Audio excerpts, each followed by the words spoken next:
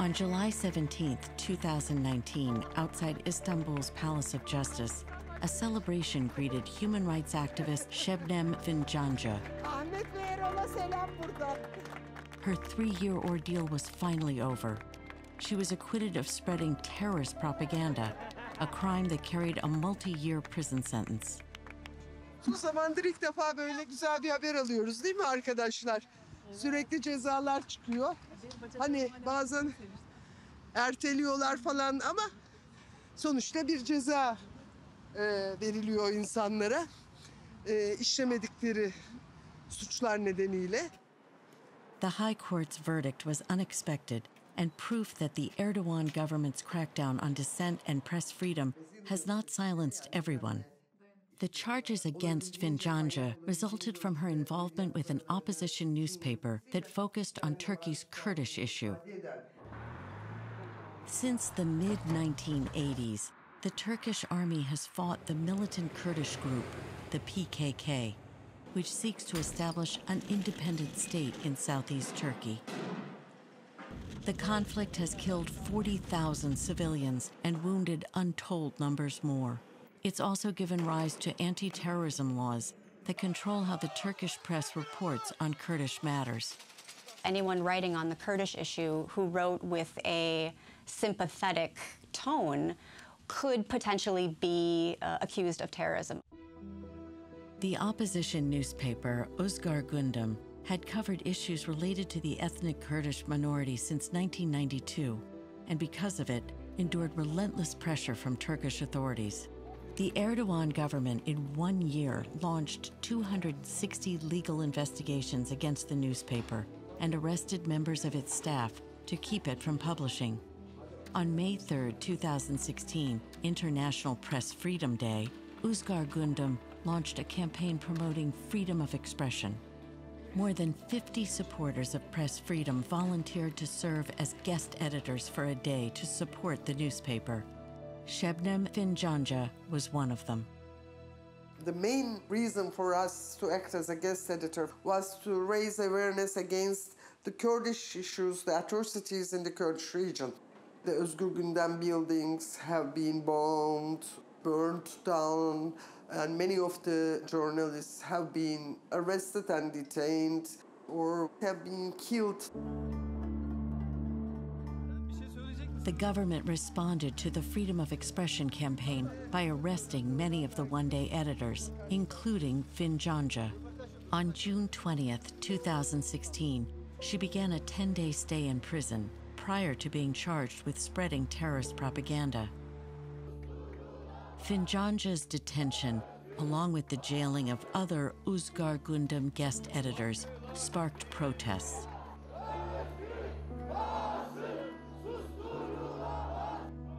This was not Fincancı's first confrontation with Turkish authorities. Now a distinguished forensic physician, early in her career she saw government corruption up close. In the first week of my residency, I witnessed how they covered and falsified the torture findings in the official Institute of Forensic Medicine. That day, I had started both being an activist, but using the science also helping my activism to reveal the truth. Fincancı's investigations into the torture and killing of Turkish citizens led to trials that convicted members of the police and security forces of human rights violations.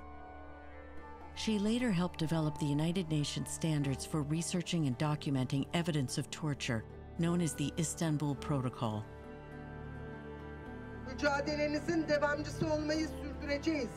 Vazgeçmediniz, vazgeçmeyeceğiz. Today, Fincancı is president of the Human Rights Foundation of Turkey and an activist committed to press freedom.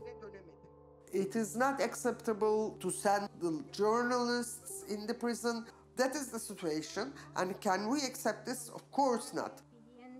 Being in prison itself, deprivation of liberty itself, is a human rights violation. Erol Underoğlu was also an Ozgur Gündem guest editor, and like Şebnem Fincancı, was arrested and detained for 10 days in June 2016. For over 2 decades, Underoğlu covered press freedom issues in Turkey as representative for the advocacy group Reporters Without Borders. It's become a primary focus of his work. Where journalists used to be witnesses reporting the news, increasingly they find themselves at the center of the story, defendants in court charged with violations of Turkey's anti-terror laws. Merhabalar. İyiyim, hoş geldiniz.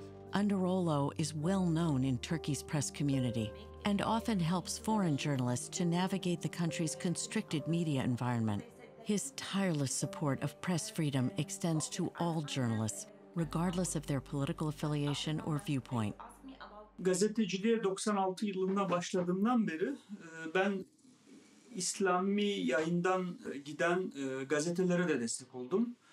Sol ve laik çizgide yayın yapan medya organlarıyla da dayanışma içerisinde bulundum.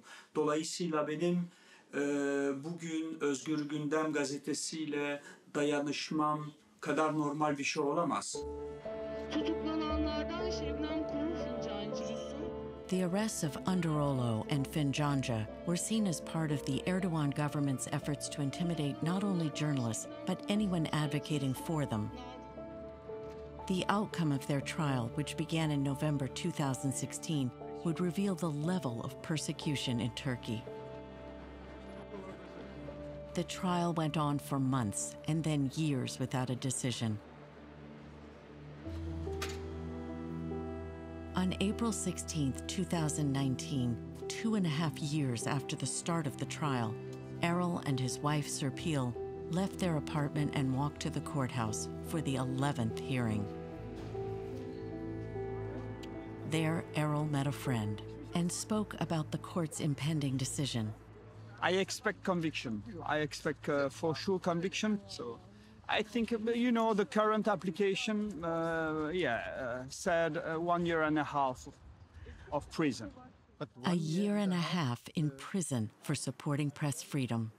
Artık Türkiye'de elimizden gelenini yaptığımızı, fakat bugünkü Türkiye'de artık pek arzu edilmeyen camiadan bir kişi olduğumu aklıma getirdim. Artık bugünkü Türkiye'de çok fazla yerimin olamayacağını hissettim ilk defa.